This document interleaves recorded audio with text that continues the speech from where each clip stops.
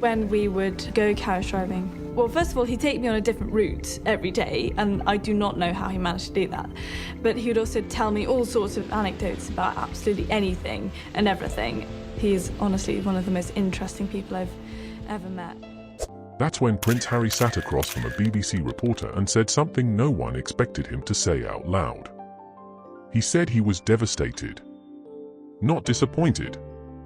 Not frustrated. Devastated. I'm here, and I have a story to tell you tonight. A story about a father, a son, and a distance that neither money nor titles could close. Let me start with a date. May 2025. That's when Prince Harry sat across from a BBC reporter and said something no one expected him to say out loud. He said he was devastated. Not disappointed. Not frustrated. Devastated. He had just lost. Not a business deal. Not a lawsuit over money. He had lost a court case over his own safety, the right to have armed protection when he brought his wife and children home to Britain. And the High Court had ruled against him. Sit with that for a second. A prince. Fifth in line to the throne not so long ago. Losing a legal battle just to be allowed proper security in his own country. There was certainly an element of making my grandfather proud and honouring him by taking part in the award that has been so much of his life's work.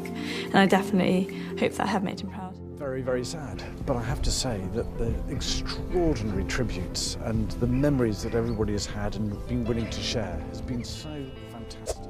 He told the BBC he would struggle to forgive the decision. Those are close to his own words, and I want you to notice the phrasing. Not I'm angry. Not I'll fight this forever. He said struggle to forgive. That's the language of someone who still hopes for reconciliation, even while the door is closing in his face. And then he said something that should stop you cold if you're a parent, or even if you're not. He said he couldn't safely bring his family back to the place he was born. Think about what that means. Not visiting family. Not seeing old friends. Not walking the halls of the palace where he grew up. All of it gone because the government he once represented had decided his safety, and the safety of his wife and 2 young children, wasn't guaranteed anymore. That was May 2025. Now fast forward with me. Because while Harry was losing that battle in London, something else was happening across the ocean, in California, inside a house far from palaces and protocol. King Charles III was fighting cancer. I want to be careful here, because this isn't a story I'm going to sensationalize. This is a real illness, in a real family, and it deserves to be treated like one. But I also can't tell you this story honestly without telling you this: somewhere in Windsor, or in Highgrove, or wherever Charles happened to be resting that week, a father was watching the clock in a way most fathers never have to. Time doesn't wait for royal protocol.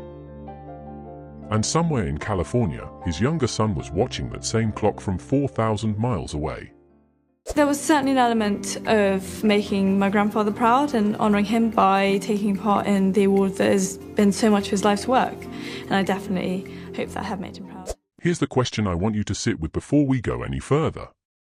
If you had a father who was sick and a wall of security paperwork standing between you and him, what would you do? Would you wait for the system to fix itself? Or would you find a way through, no matter what it cost you? Because that is exactly the choice Prince Harry was facing.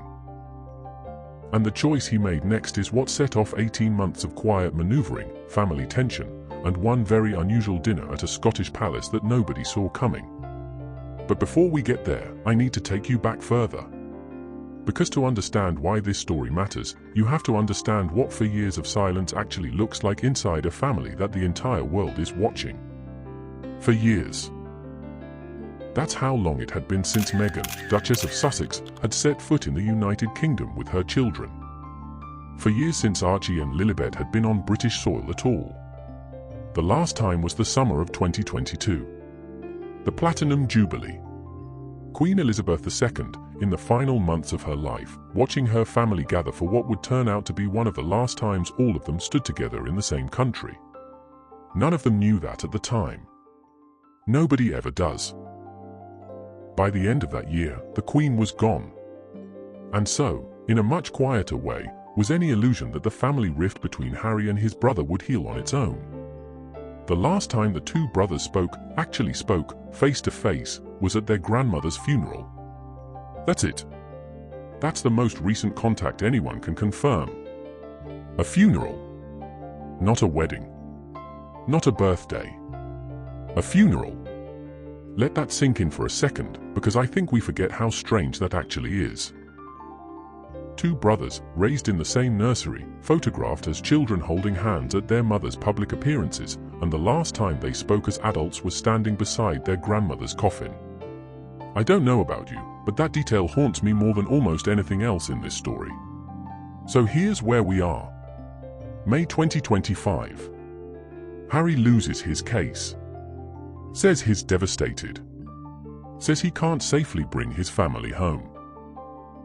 And somewhere behind palace walls, his father is dealing with a cancer diagnosis that doesn't care about royal schedules or press strategy. And still, nothing moves. For months. That's the part true stories rarely capture properly. Real conflict doesn't resolve in a dramatic confrontation scene. It sits. It festers quietly. Emails go unanswered. Statements get issued through spokespeople instead of through actual conversations. Everyone waits for someone else to make the first move. But eventually, someone did. By June 2026, more than a year after that court defeat, word began to spread. Harry was coming back. Not alone this time. He wanted to bring his family. He wanted his children to see their grandfather. A source close to the situation told the Telegraph that Harry simply wanted his children to see their grandfather while there was still time to do so, given the King's illness. I want you to really hear that sentence again, because it's the emotional center of this entire story. Not a photo opportunity. Not a diplomatic reset. A father wanting his children to know their grandfather before an illness takes that chance away. That's not politics. That's not scandal. That's just a family running out of time, the same way any family does when illness enters the picture. But here's the thing about royal families. Nothing stays simple for long. Because the moment word got out that Harry, Meghan, and the children might return together, the machinery of the British state quietly kicked into gear.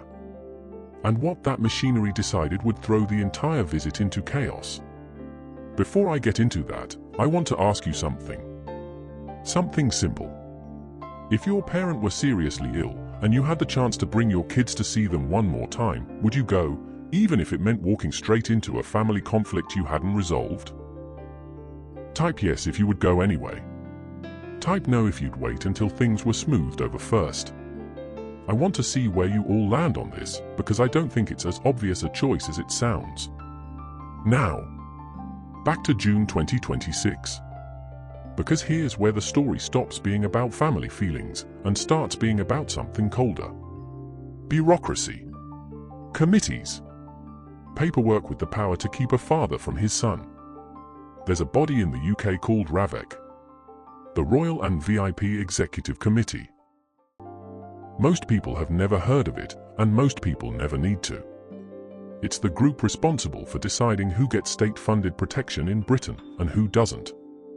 When Harry and Meghan stepped back from royal duties in 2020, they lost that state-funded protection. That's the piece that led directly to the court case Harry lost in 2025. And now, in the summer of 2026, with a visit planned and a sick father waiting, RAVEC was back in the picture. According to reporting from The Sun, RAVEC turned down a request for protection for Harry and his family, just about a week before he was due to arrive in the UK. 1 week. Not months of advance notice. Not a calm, orderly resolution. A rejection landing just days before a father was supposed to see his dying, his ill father, for what may be one of the last times while his health allows it. Here's where it gets worse. Because that decision didn't just affect Harry. It put Meghan and the two children in limbo. The Sun reported that while Harry himself would still travel, the arrival of Meghan, Archie, and Lilibet was suddenly thrown into doubt and was being reassessed in light of the security refusal. Try to picture that moment inside that household. Bags may have already been packed. Flights may have already been booked. 2 children, ages 7 and 5, expecting to finally meet the grandfather they'd only seen in photographs and video calls. His Royal Highness, the Duke of Edinburgh.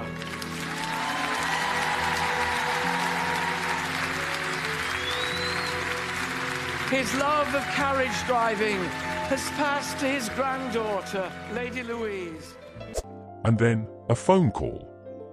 A decision from a committee with no faces the public would recognize. A decision that could keep a little girl from seeing her grandfather. I don't think it's an exaggeration to say that paperwork almost broke a family's plans before a single flight ever took off. A spokesperson for Harry, speaking to USA Today, confirmed that unresolved security concerns could complicate the trip. Not deny it outright. Not confirm total collapse. Just that word again, unresolved. The uncertainty hanging over everything. Now here's a detail I think most people missed the first time this story broke. This wasn't the first time Harry had been down this road. Back in 2025, when he lost his court appeal, he told the BBC directly that he could not see a world in which he would feel safe bringing his family to his homeland without proper protection. Not a maybe. Not a soft concern. A flat statement that without security, there was no version of this trip that felt survivable to him as a father. And now, a year later, that exact fear was resurfacing. Right on schedule. Right when it mattered most. If you were Harry in that moment, watching a government committee decide whether your children get to see their sick grandfather, what would you have done? I want you to think about that while I tell you what happened next. Because while the security situation was falling apart in the background, something else was happening at the very top of the family. Something almost nobody expected. King Charles made a move of his own.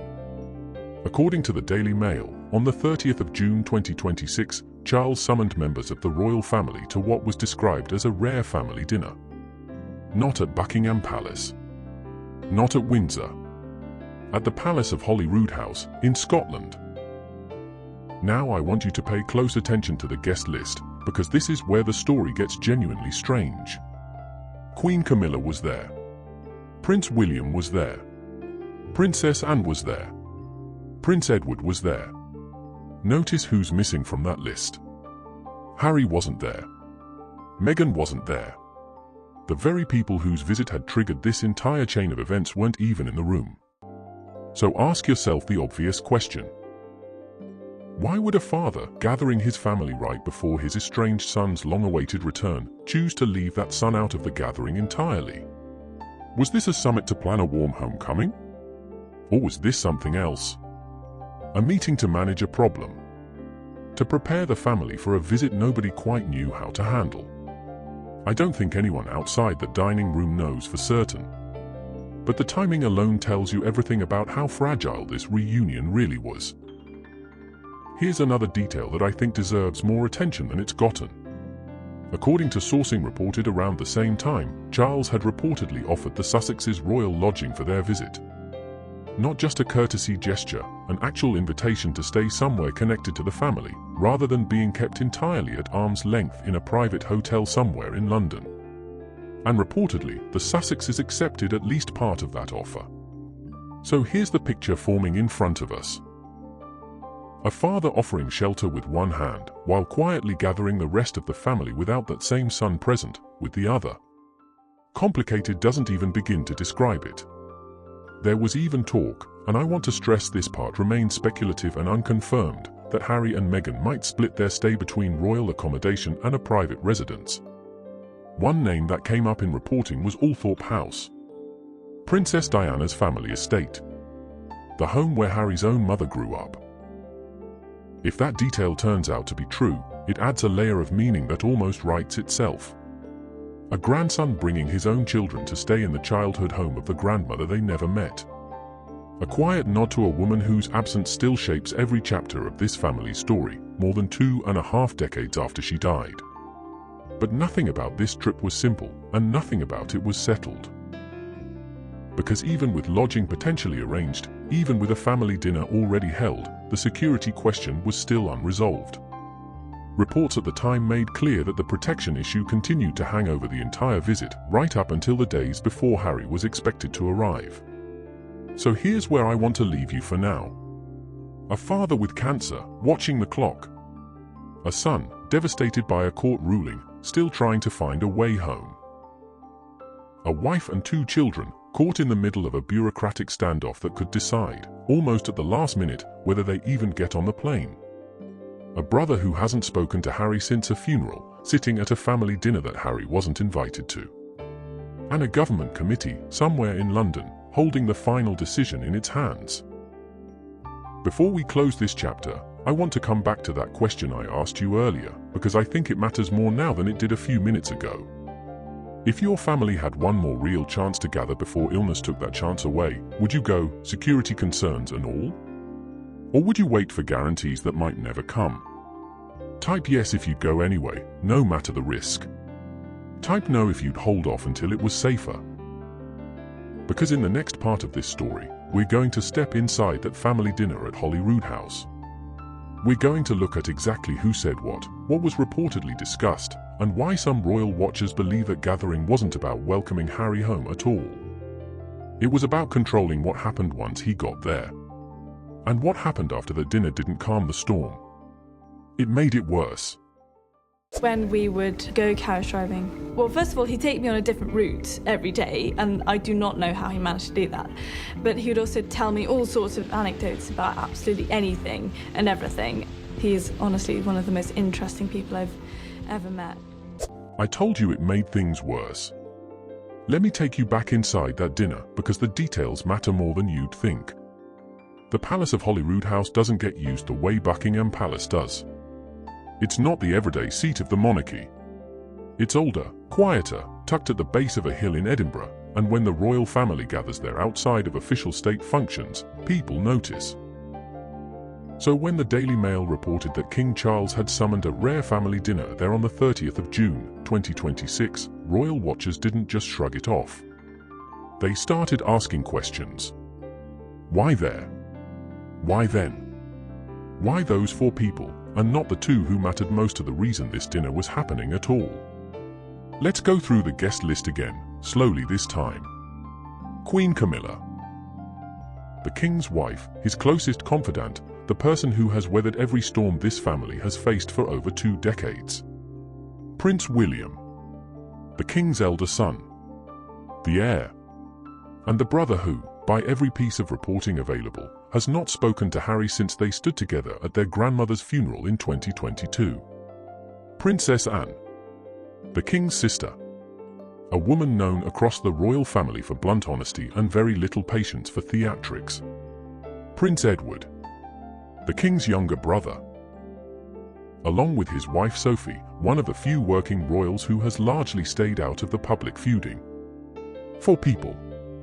For different relationships to Harry. And not one of them is Harry. Here's a question I want you sitting with. If you were planning a homecoming for your son, would your first move be to gather everyone except him? Because that's exactly what happened.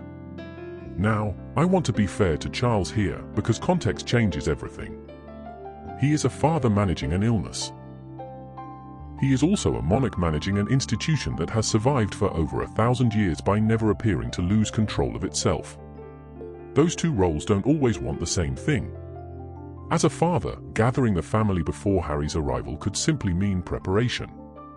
A chance to align everyone's expectations, calm any tension in the room before Harry and his family walked through the door, make sure nobody said the wrong thing to the press the moment cameras appeared. As a monarch, though, that same dinner takes on a colder shape. It becomes a briefing. A way of controlling the narrative before the most unpredictable member of the family sets foot back in the country. I don't think we can know for certain which one this was. Maybe it was both. But here's what happened next, and this is where the story takes its first real turn. Reports emerged that Charles had offered the Sussexes lodging. Actual royal accommodation, not a hotel suite paid for out of pocket, not a rented house on the edge of London. An invitation to stay somewhere connected to the family itself. And according to that same reporting, Harry and Meghan accepted. At least in part. Sit with that contradiction for a moment, because it's the heartbeat of this entire chapter. A father gathers everyone but his son for a private dinner. And in almost the same breath, offers that same son a place inside the family's own walls. Welcome and exclusion, happening at the same time, to the same person. That's not how simple stories work. Simple stories have a villain and a victim, one person doing wrong and one person suffering for it. This isn't that. This is a family where every gesture seems to carry two meanings at once, and nobody outside the walls of that palace can tell you for certain which meaning was intended. Here's where it gets more complicated still. Because the reporting also suggested the Sussexes were considering splitting their stay. Part of the visit in royal accommodation. Part of it somewhere private. And one name kept surfacing in that reporting, Holyroodhouse. If you don't recognize that name, let me explain why it matters so much. Holyroodhouse is the ancestral home of the Spencer family. It's where Diana, Princess of Wales, grew up before she ever became a princess, before she ever became one of the most photographed women in the history of the world, before her life ended in a way that still echoes through every part of this family's story, nearly 3 decades later. Harry was only 12 years old when his mother died. 12. And now, according to reporting at the time, there was a real possibility that Harry would bring his own children, Archie, 7, and Lilibet, 5. To stay in the very house where their grandmother once played as a little girl herself. I want you to imagine that scene for a second, because even if it never happened exactly this way, the symbolism alone stopped royal commentators in their tracks. A grandson who lost his mother far too young, walking his own children through the childhood rooms of a grandmother they will only ever know through photographs and stories. One expert, speaking to Fox News Digital, said it plainly. Holyroodhouse would be, in her words, close to the sentiment, the perfect setting for the children to learn about their grandmother, since her story is physically embedded there. Physically embedded. I keep coming back to that phrase, because I think it captures something the rest of this story doesn't always manage to. This isn't just a security dispute or a family feud playing out in headlines. Somewhere underneath all of it, there's still a boy who lost his mother, now a grown man, trying to figure out how to introduce his own children to a woman they'll never get to meet. But we can't stay in that quiet, tender moment for long. Because reality kept intruding. And reality, in this case, wore the shape of an unresolved security question that refused to go away. Even with lodging offered. Even with a family dinner held. Even with Holyroodhouse floated as a possible refuge steeped in meaning and memory, the protection issue remained open. Unsettled. A shadow hanging over every other plan being made. Here's the timeline as we understood it at that point. Ravik had denied protection roughly a week before Harry's expected arrival. Charles held his family dinner on June the 30th. And still, days later, nobody could say with total certainty whether Meghan and the children would be on that plane at all. Ask yourself this. How do you plan a homecoming, a reunion, possibly the last real visit a dying, forgive me, an ill father gets to have with his grandchildren while healthy enough to enjoy it, when you don't even know if half your family is legally allowed to walk through the airport with proper protection? That's not a hypothetical question in this story. That was the actual, lived reality facing this family in the first days of July 2026. And somewhere in the middle of all that uncertainty, a spokesperson for Harry, speaking to USA Today, confirmed what everyone reading the headlines already suspected. Unresolved security concerns could still complicate the trip. Could still complicate it. Not have been resolved. Not are no longer a concern. Could still complicate it right up until the moment wheels touched down on British soil. I want to pause here and ask you something, because I think it cuts to the center of what makes this story so quietly devastating.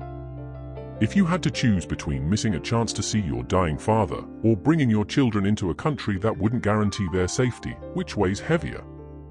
Which risk would you accept? Type family if you think Harry was right to push forward no matter the risk. Type caution if you think he should have waited until security was fully guaranteed. Because in the next part of this story, we step past the dinner, past the lodging offers, past the speculation about Althorpe, and into the moment the family actually arrived. And what happened once they landed did not match the quiet, careful planning that came before it. By the time July arrived, something had shifted. Not resolved. Shifted. Harry was still expected to travel. That much stayed constant through every version of the reporting. But the question of who else would be on that plane kept moving, day by day, almost as if the family itself couldn't settle on an answer. Here's what we know for certain. Harry and Meghan had been scheduled to visit the United Kingdom together in July 2026, bringing Archie and Lilibet with them for the first time since 2022. That much had been publicly confirmed well before the security dispute broke into headlines. But confirmation of a plan and certainty of an outcome are two very different things. And this family had learned that lesson the hard way, over and over again, for the better part of a decade. Somewhere around the 10th or 11th of July, another detail surfaced that royal watchers immediately connected to everything we've discussed so far. Althorpe House, the very estate we talked about, Diana's childhood home, was scheduled to close to visitors on exactly those dates. The same dates Harry and Meghan were expected to be in the country. That's not something that happens by accident, in a place that runs on careful scheduling and advanced planning the way a historic estate does. When Fox News Digital reached out to a spokesperson connected to Althorpe for comment, the response, once again, was a version of silence. No confirmation. No denial. Just the practiced quiet that surrounds nearly everything this family does when the stakes are highest. And when reporters asked Archie, the Sussex's own organisation, for comment on their accommodations, the answer was almost identical in tone. A spokesperson said, for security reasons, they would not discuss the couple's living arrangements during the visit. For security reasons. Think about how heavy those three words are, given everything we've just walked through. A family that has spent over a year fighting, publicly and privately, for the basic right to feel safe on native soil, now unable to even confirm where they're sleeping, because confirming it might put them at greater risk. That's not paranoia. That's not excessive caution. Given the events of 2025, given the court case Harry lost, given the Ravik decision just weeks earlier, that secrecy makes a grim kind of sense. Here's something else worth noticing, something that tells you just how carefully this family manages every detail once decisions are finally made. Even senior royal residences played into the puzzle. Buckingham Palace, officially still the King's London residence, has largely fallen out of everyday use since Charles took the throne. He prefers Clarence House. He prefers Highgrove. Even William, as heir, has signalled Buckingham Palace won't be his primary home once his time comes. So when experts discussed where Harry's family might actually stay, they weren't just talking about tradition. They were talking about a monarchy that has been quietly reshaping itself for years, moving away from the grand, ceremonial buildings the public associates with royalty, toward something smaller, more private, more manageable. Against that backdrop, Althorpe doesn't just make emotional sense. It makes practical sense too. A private estate, away from the ceremonial pressure of the working palaces, closed to public visitors on the very days the family needed privacy most. But privacy, in this family's story, never lasts long. And what happened once the visit actually took place proved that all over again. Because despite everything, the dinner, the lodging offers, the careful scheduling around Althorpe's closure, the trip did not unfold the way anyone hoping for a quiet reunion would have wanted. By the 2nd of July, 2026, a piece from the Daily Mail's Alison Boshoff had already begun circulating, describing what she called Harry and Meghan's botched trip to the UK. Her reporting characterised the Sussexes, once again, as what she termed agents of chaos, arguing that what should have been a low-key family visit had instead become, in her words, an impossible situation for King Charles. I want to be careful here, because that's one journalist's characterisation, not a universally agreed upon fact. Other outlets, other royal watchers, told different versions of the same days. But the fact that this framing existed at all, printed, published, read by millions, tells you something important about how fragile this reunion really was, right up until the very end. A father wanting to see his children before illness could take that chance away. A mother wanting her family's safety guaranteed before stepping off a plane. A brother who hadn't spoken to his sibling in 4 years, present at a family dinner his sibling wasn't invited to. A public narrative shifting from hopeful reunion to chaotic ordeal within the span of about 72 hours. That is where this story currently stands. Not resolved. Not tied into a neat, satisfying ending. Because real families, even royal ones, especially royal ones, rarely get those. Here's what I keep coming back to, and I think it's worth sitting with before we close. Somewhere in the middle of every headline about security committees and palace dinners and estate scheduling, there are 2 children, 7 and 5 years old, who most likely have no idea any of this is happening. They don't know about Ravik. They don't know about court rulings from the year before they can even fully remember. They just know they might be getting on a plane to see a grandfather they've mostly known through photographs and video calls. And there's a king managing an illness the public still knows relatively little about in detail, trying to hold together a family that the entire world insists on watching, dissecting, and, in some cases, actively rooting against. Was this trip, in the end, a reunion? Or was it simply one more chapter in a rift that shows no sign of closing? I don't think anyone can answer that honestly yet. Because the reporting itself is still unfolding, still contradicting itself in places, still filtered through spokespeople who say as little as possible on purpose. What we do know is this. A father summoned his family, minus the one member the entire visit was actually about. A son accepted an offer of lodging from the same father who left him out of that dinner.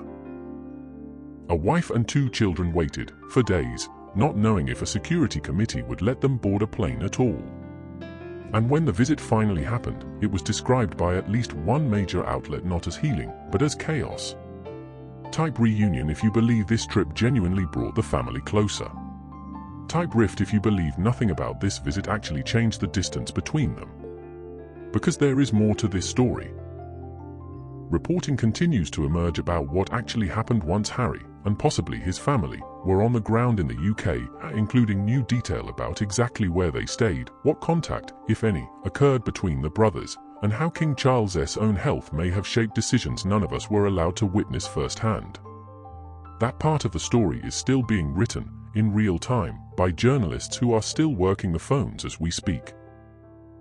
And when the fuller picture becomes clear, I'll be back to walk you through it, detail by detail, exactly the way we've done here tonight.